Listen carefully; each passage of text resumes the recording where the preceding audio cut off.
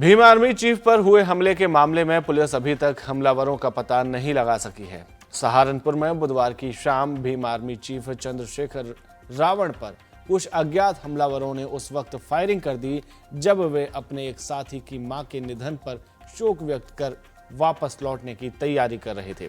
एक जानकारी ये भी बाहर आई है कि हमले से कुछ दिन पहले उन्हें फेसबुक पर जान से मारने की धमकी भी मिली थी, जिसमें अमेठी के क्षत्रिय ऑफ अमेठी नाम से एक फेसबुक पेज पर भीम आर्मी चीफ और चंद्रशेखर को लेकर विवादित पोस्ट किया गया था। इस पोस्ट में लिखा गया था कि चंद्रशेखर रावण को जिस दिन मारेंगे अमेठी का ठाकुर मारेंगे, वह भी दिन दहाड़े बीच चौराहे पर मारेंगे। एक और बात कि हमले के ठीक बाद इसी पेज से एक दूसरा पोस्ट किया गया जिसमें लिखा गया कि भीम आर्मी चीफ चंद्रशेखर रावण पर जानलेवा हमला, रावण की कमर में गोली लगी, बच गया, अगली बार नहीं बचेगा। अब पुलिस इस पोस्ट और इस पोस्ट को चलाने वाले लोगों की तलाश कर रही है। अब एक तरफ भीम आर्मी के लोग सड़कों पर हैं और अपने मुखिया पर हुए जानलेवा हमले को लेकर विरोध प्रदर्शन कर रहे हैं, साथ ही उन्हें सुरक्षा दिए जाने की मांग कर रहे हैं। दूसरी तरफ इस मामले पर Bhim army chief Chandrashekhar UP police से नाराज हैं और उन्होंने पुलिस की कार्य प्रणाली पर भी सवाल उठाए हैं। क्या कुछ कहा चंद्रशेखर ने इस दौरान, वो भी आपको सुनाते हैं। ये आज का हमला नहीं है, ये तो हमला वंचितों पे सदियों से होता है और ये कोई पहला वंचित वर्ग का कोई व्यक्ति नहीं जिसकी जान पे बनाई है। ऐसे बहुत सारे इंसिडेंट हुए, बहुत सारे लोगों की जान गई, लेकिन आज कानून का राज है। जब मेरे जैसे व्यक्ति के साथ ये हो रहा है तो आम वंचित वर्ग के व्यक्ति के साथ क्या होता है, उत्तर प्रदेश में क्या लॉ एंड ऑर्डर है, इसको हमें समझना चाहिए। और अब तक क्या कार्रवाई, ये 24 घंटे ज्यादा आपके सामने है। मैं तो मौत और जिंदगी के बीच लड़ रहा था, लेकिन अपराधी अभी भी खुलेआम घूम रहे हैं। ये बिना सत्ता के संरक्षण के नहीं हो सकता है।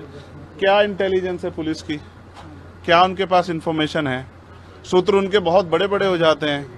अब तक क्यों आरोपी गिरफ्तार नहीं हुए? गाड़ी भी बरामद इसलिए हुई क्योंकि गांव वालों ने बता दिया कि मिरकपुर में कोई गाड़ी खड़ी करके गया है। अब तक लोग नहीं मिले। ये वंचितों का बेटा है, अगर मर भी जाएगा तो क्या फर्क पड़ेगा, लोग भूल जाएंगे। ये किसी रानी का बेटा नहीं है, तो अगर उसको कुछ होगा, किसी कमिश्नर साहब से जुड़ा हुआ मामला नहीं है कि 4-5 घंटे में कुत्ता बरामद हो जाएगा।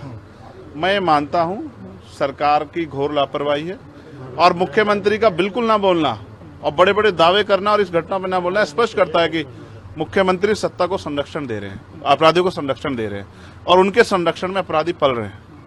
और ये कानून व्यवस्था के लिए, लोगों के कानून के प्रति विश्वास के लिए बड़ा खतरनाक है। मैं दिल्ली से लौटा हूं, मेरे एक साथी की डेथ हुई, मैं थोड़ा सा परेशान था।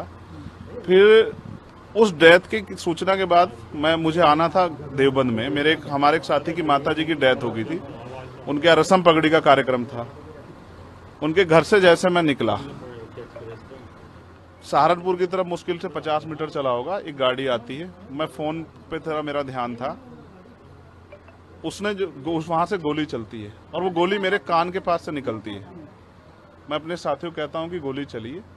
पहले मुझे लगा, उस आवाज से लगा पटाखा है, लेकिन बाद में जब उसके वो वाइब्रेशन हुई जाते हुए तो मुझे एहसास हुआ गोली, और वो गाड़ी में टकराई भी।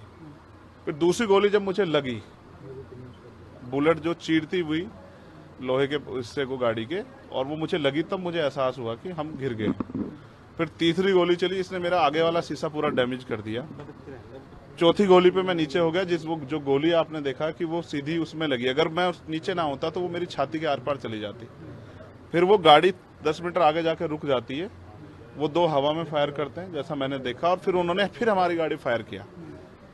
वो फायर जो है गाड़ी के नंबर प्लेट पे लगी। मेरा ये मानना है उनको ऐसा लगा होगा कि हमने जो काम करने आए थे वो कर दिया, अब ये मर गया, शायद जैसा पहले कई घटना में हो। फिर वो शायद सरेंडर करने के मूड में थे, लेकिन जैसे ही मनीष ने गाड़ी को मेरे कहे से यू टर्न लिया, उनको समझ आया कि ये जिंदा है, तब वो वहां से भागे।